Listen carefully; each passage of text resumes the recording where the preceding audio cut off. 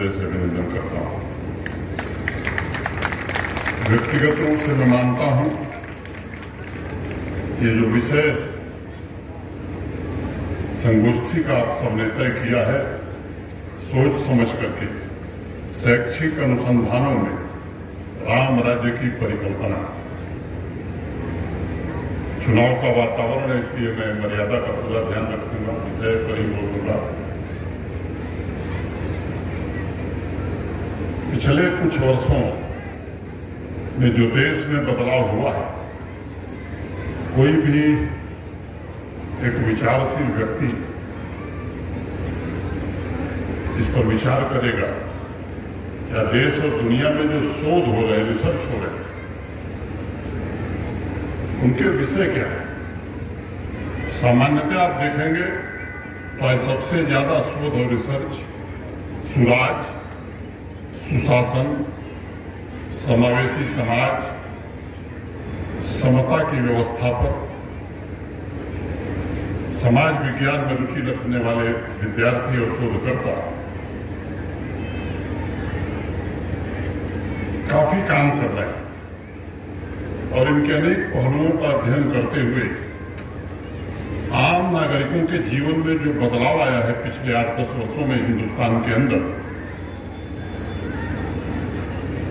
उस संबंध में एक नया दृष्टिकोण समाज के सामने इन शोधकर्ताओं ने रखा है।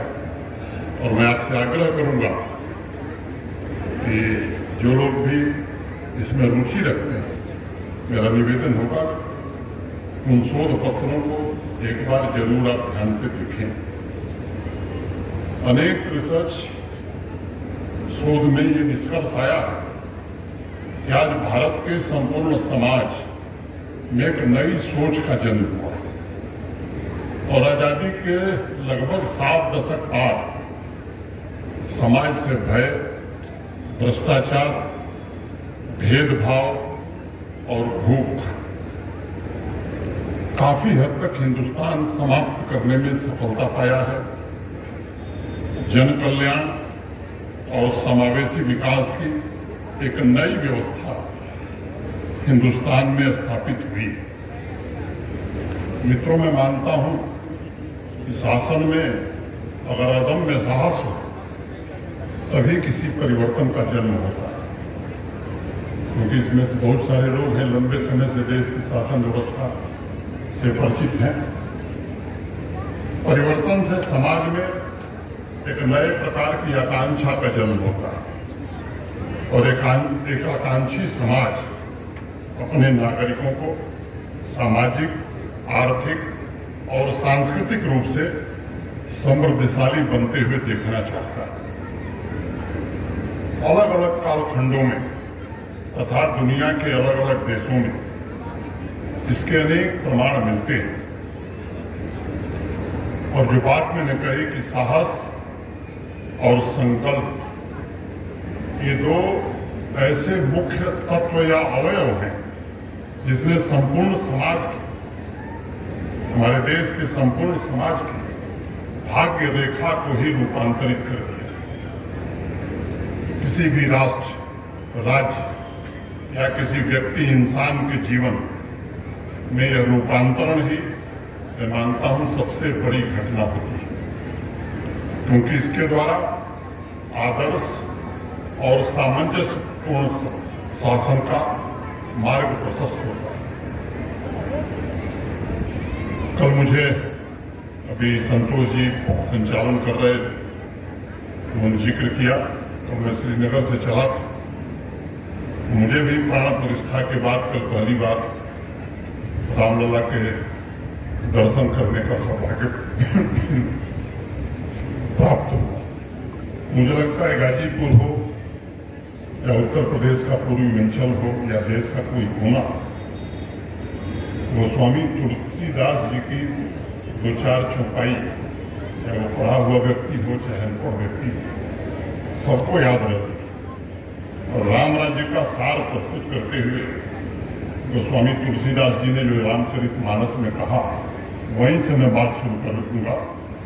वर्णाश्रम निज निज धर्म, निरत वेद पथ लोग, चलहि सदा पावहि सुखहि, सुखहि नहीं भय शोक न रो।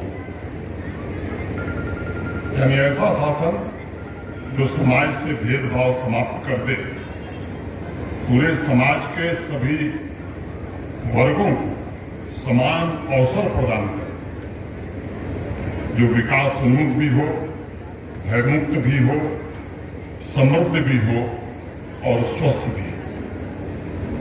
अनेक शोधकर्ताओं ने इस परिकल्पना के आधार पर अपने अध्ययन में अनेक बातों का जिक्र किया है।